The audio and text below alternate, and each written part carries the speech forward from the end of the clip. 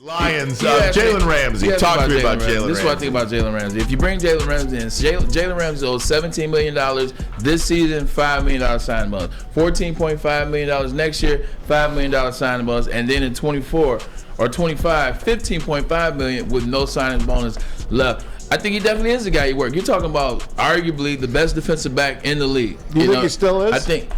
I said arguably. I think he's still in the top 28 3. years old. I think he's still in the top 3, but if we're just going by seasons like that were had, no, because Patrick Surtain II, he's that deal. Sauce Gardner. Yeah. Sauce Gardner was the best graded defensive back in the NFL this year.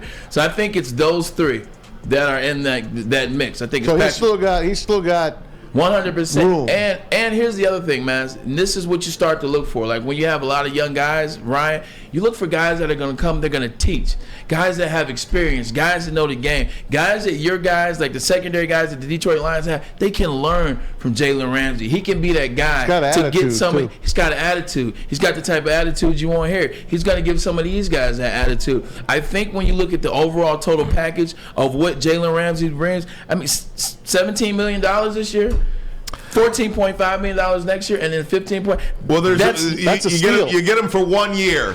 So this is what this is. But then you create your own deal. Well, this is what's going to happen. I'm not trading a first-round pick for Jalen Ramsey unless I'm signing Jalen Ramsey to an extension. Well, yeah, they would do that. But that would be the play, though. That's the play. My question is Detroit a place where Jalen Ramsey would want to be? Hell yeah, now. But that's 2 different questions. The first question was what I want to. Yes.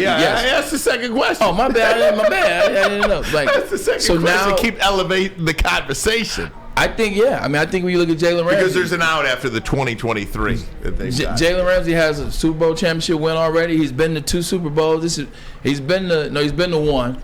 He's won. He's got the ring. He's got the money. He's looking at a team in Detroit that you've seen in the paper where that's all they're talking about. You talk about Dan Campbell. You talk about what they're doing. You talk about their defense needing that. You talk about a revamp.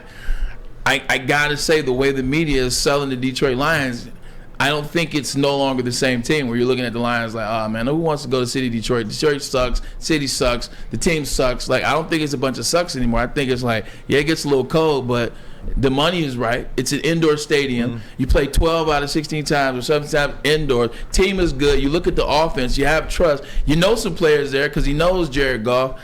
I think he knows Brad Holmes. I think it could be a situation where it works for him. It's a nice situation for both sides, man. To get a guy like that, the only downside is the Lions haven't really made a splash like that in a long time, but they haven't been this ready in a long time. The guys they brought in just haven't worked. That's an unfortunate thing. Michael Brockers led the league this year in inactives. I mean, he's going to be gone. That's going to save you $10+ million on your cap. Hell, man, that's cheap for Jalen Ramsey. That's cheap. I'm agreeing with Maz, and I think that Jalen Ramsey is. He plays all the games too. Like, he plays every game. He plays hurt. He plays healthy. He comes to play. He comes to win. He's still getting interceptions in week 17, 18. They're not even going to the playoffs. I think the other thing that you think about it, this will be the first pickup that the Detroit Lions have had in terms of free agency where there are no questions. Like, every big move the Detroit Lions have ever made in free agency, there was always a question.